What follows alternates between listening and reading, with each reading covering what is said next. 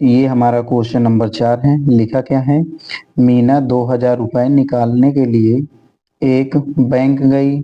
उसने खजांची से 50 रुपए तथा 100 रुपए के नोट देने के लिए कहा। मीना ने कुल 25 नोट प्राप्त किए। ज्ञात कीजिए कि उसने 50 रुपए और 100 रुपए के कितने कितने नोट प्राप्त किए। तो यहाँ पर हमें कुछ इस प्रकार से लिखना होगा। क्या लिखेंगे, माना 50 रुपए के नोटों की संख्या बराबर x तथा 100 रुपए के नोटों की संख्या बराबर y। इस प्रकार से लिखेंगे। और प्रथम शर्त लिखेंगे। प्रथम शर्त, तो हमारी ये प्रथम शर्त क्या है, जैसा कि इसने कहा कि मीना 2000 रुपए निकलाने के लिए एक बैंक गई। उसने खजांची से 50 रुपए तथा 100 रुपए के नोट देने के लिए कहा। मीना ने कुल 25 नोट प्राप्त किए, यानी उसमें कुछ हमारे 50 के भी नोट शामिल हैं और कुछ 100 की भी। तो 50 की नोटों की संख्या क्या है, x है, और उसमें 100 रुपए के नोटों की संख्या क्या है, y। टोटल कितने नोट हैं, 25। तो ये हमारा समीकरण क्या बन जाएगा, फर्स्ट बन जाएगा। अब यहाँ पर हम लिखेंगे द्वितीय शर्त।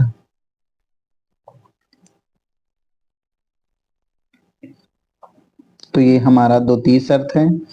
द्वितीय शर्त में इसको जानने से पहले हम कुछ यहाँ समझेंगे। मान लीजिए 50 रुपए की जो नोटों की संख्या वो कितनी है, 2 है। तो कितने रुपए बन के तैयार होंगे इसके, 100 रुपए बन जाएंगे। यदि इसी प्रकार 50 रुपए की जो नोटों की संख्या होगी वो 3 हो तो कितने रुपए बन जाएंगे, इसमें गुणा कराएंगे तो आ जाएगा 150। तो यहाँ पर 50 रुपए की जो नोटों की संख्या है तो कितनी है, x है। तो हम क्या लिखेंगे इसको, 50x। इसी प्रकार 100 रुपए की नोटों की संख्या कितनी है, y। तो यहाँ हम क्या लिख सकते हैं, 100y। टोटल कितने रुपए हमें मिले थे इसमें, 2000। चलिए इसको और हल कर लेते हैं। इसमें हम 50 कॉमन ले लेंगे। तो 50 का हम इसमें कॉमन लेने में 50 को 50 से काटेंगे, क्या बचेगा, x। चलिए 50 का भाग इसमें दीजिए, कितना आ जाएगा, 50 दूनी 100, यानी 2y आ गया। बराबर इधर क्या है, 2000। हम इसको लिखेंगे x प्लस 2y बराबर क्या लिखेंगे यहाँ, 2000 बटे 50, क्योंकि इधर गुणे में इधर भाग में आ जाएगा। 0 से 0 काटेंगे और 5 का भाग 200 में दीजिए, कितना आ जाएगा, 5 चौको 20, 5 शून्य शून्य। यानी हम इसको लिख सकते हैं, क्या लिखेंगे इसको, लिखेंगे यहाँ पर x प्लस 2y बराबर 40। तो ये हमारा समीकरण क्या बन जाएगा, सेकेंड बन जाएगा। चलिए इसको और हल करेंगे हम। हमारे पास दो समीकरण है, समीकरण ये फर्स्ट है और ये सेकेंड है। इसको हम विलोपन विधि से हल कर लेंगे। हम यहाँ पर x को ही काटेंगे। तो क्या लिखेंगे यहाँ पर, समीकरण सेकेंड से फर्स्ट को घटाने पर, तो समीकरण सेकेंड हमारा है x प्लस 2y बराबर 40 और फर्स्ट हमारा क्या इसमें लिखा हुआ है, x प्लस वाई बराबर है 25। चलिए इसको घटाते हैं। इस प्रकार से घटाने में सभी चिन्ह बदल जाते हैं, प्लस है तो माइनस, प्लस तो माइनस, प्लस है तो माइनस। यहाँ पर हम x और ये माइनस का x कट जाएगा, प्लस माइनस कट जाने पर यहाँ पर 2y में से एक y कम करिए, कितना प्राप्त हो जाएगा, केवल y आ जाएगा। और यहाँ पर हम 40 में 25 को घटाते हैं। चलिए 10 हुआ, 10 में से 5 जाएगा तो आ जाएगा 5 और 4 यहाँ 3 बचेगा, 3 में से 2 जाएगा, कितना आ जाएगा, 1 आ जाएगा। तो y बराबर हमारा कितना प्राप्त हो गया यहाँ पर, चलिए आपको दिख नहीं रहा होगा, इसको हम दिखा रहे हैं इस प्रकार से। तो यहाँ पर हमने घटा लिया है, कितना प्राप्त हो गया, 15 प्राप्त हुआ, और 2y से हमने एक y कम कर लिया, कितना आया, y आ गया। तो ये हमारा y का मान प्राप्त हो गया है। तो अब हम यहाँ पर x का भी मान प्राप्त करेंगे, चलिए इसको दिखाते हैं।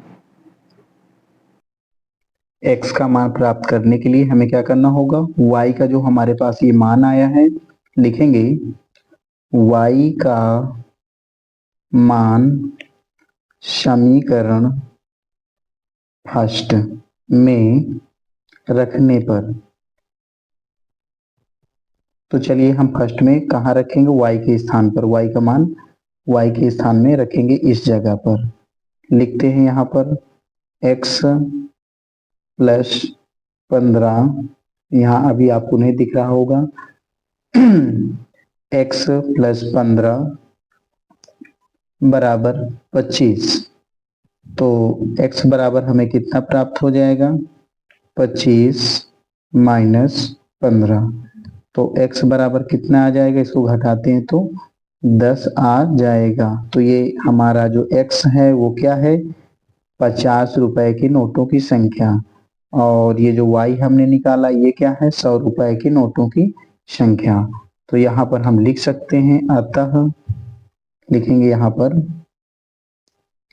अतः 50 रुपए के नोटों की संख्या बराबर कितनी है, 10, तथा 100 रुपए के नोटों की संख्या बराबर, ये कितना हमारा y बराबर है 15, तो हम यहाँ लिखेंगे 15। यही हमारा क्या है, इसका आंसर है। चलिए अब हम क्वेश्चन अगला देखेंगे। तो हमारा क्वेश्चन ये 5वां है, क्या लिखा हुआ है, किराए पर पुस्तकें देने वाले किसी पुस्तकालय का प्रथम 3 दिनों का एक नियत किराया है तथा इसके बाद प्रत्येक अतिरिक्त दिन का अलग किराया है। सरिता ने 7 दिनों तक एक पुस्तक रखने के लिए 27 रुपए अदा किए, जबकि सुशी ने एक पुस्तक 5 दिनों तक रखने के लिए 27 रुपए अदा किए। नियत किराया तथा प्रत्येक अतिरिक्त दिन का किराया ज्ञात कीजिए। चलिए इसको हम मान लेते हैं, किस प्रकार लिखेंगे, लिखेंगे यहाँ, माना नियत किराया बराबर x रुपए तथा प्रत्येक अतिरिक्त दिन का किराया बराबर y रुपए। तो यहाँ पर जो है क्वेश्चन में लिखा क्या है, इससे पहले हम यहाँ लिख देते हैं प्रथम शर्त।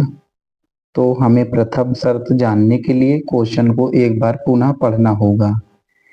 किराए पर पुस्तकें देने वाले किसी पुस्तकालय का प्रथम 3 दिनों का एक नियत किराया, यानी 3 दिनों का क्या हमारा है, एक नियत किराया है, तथा इसके बाद प्रत्येक अतिरिक्त दिन का अलग किराया है। सरिता ने 7 दिनों के लिए एक पुस्तक रखने के लिए 27 रुपए अदा किए। तो सरिता जो है 7 दिनों तक अपने पास पुस्तक रखती है। तो जरा इसको इस प्रकार से हम समझेंगे, ये हमारा रफ कार्य होगा इधर। तो यहाँ पर 1 2 3 4 5 6 7, तो 7 दिनों तक सरिता ने पुस्तक अपने पास रखा।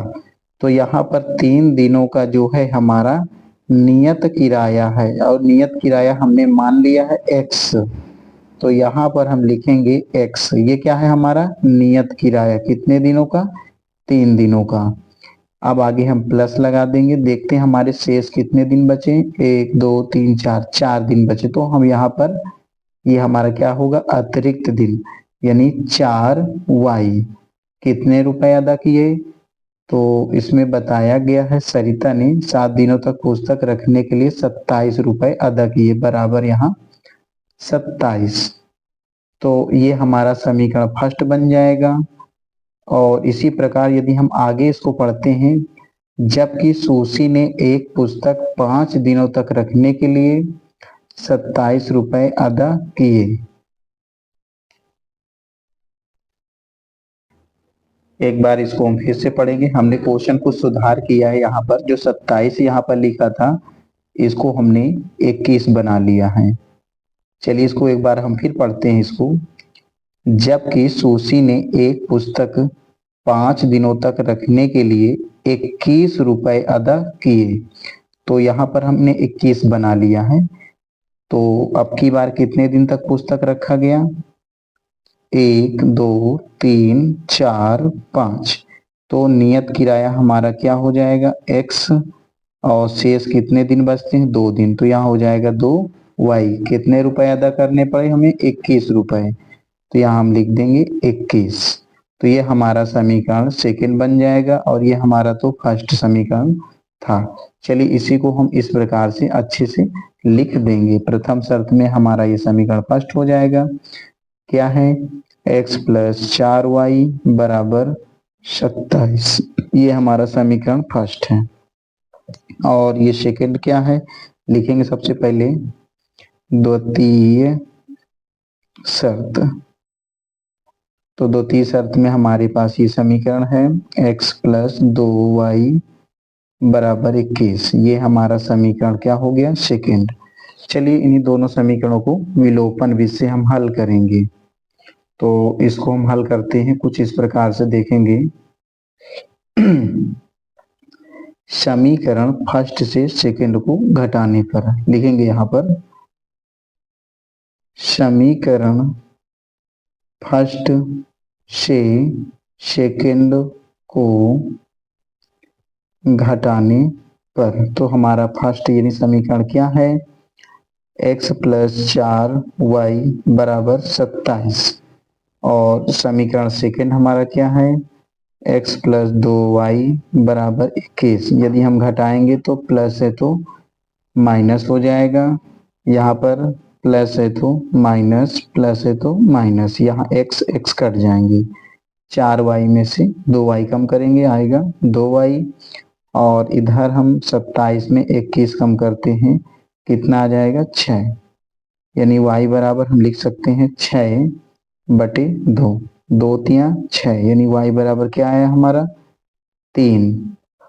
और हम x का मान अब ज्ञात करेंगे, तो लिखेंगे यहाँ पर y का मान समीकरण फर्स्ट में रखने पर, लिखेंगे y का मान समीकरण फर्स्ट में रखने पर। तो समीकरण हमारा फर्स्ट हमारा कहाँ है, ये है। तो यहाँ y के स्थान में हम y का मान रख देंगे, क्या लिखेंगे यहाँ x प्लस 4, और y के स्थान में लिखेंगे 3 बराबर 27। तो x प्लस 4 तिया 12, ये इधर हमारा क्या है 27। तो x बराबर 27 माइनस का 12, तो x बराबर क्या प्राप्त हो जाएगा हमारा, चलिए इसको घटाते हैं। तो प्राप्त होता हमारा इसमें 7 में से हम 2 घटाएंगे, कितना आएगा 5, और इसमें घटाइए कितना आएगा 1, यानी x हमारा क्या है, ये 15 निकल आया। तो यहाँ जो x हमारा क्या है, ये नियत किराया है। तो यहाँ हम लिख सकते हैं यहाँ पर अतः नियत किराया बराबर कितना है 15 रुपए, और तथा अतिरिक्त किराया हमारा कितना है 3 रुपए।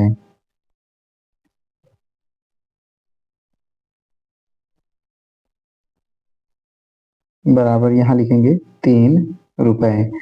तो ये हमारा क्वेश्चन पूरा कंप्लीट हो चुका है। यही हमारा क्या है, आंसर है।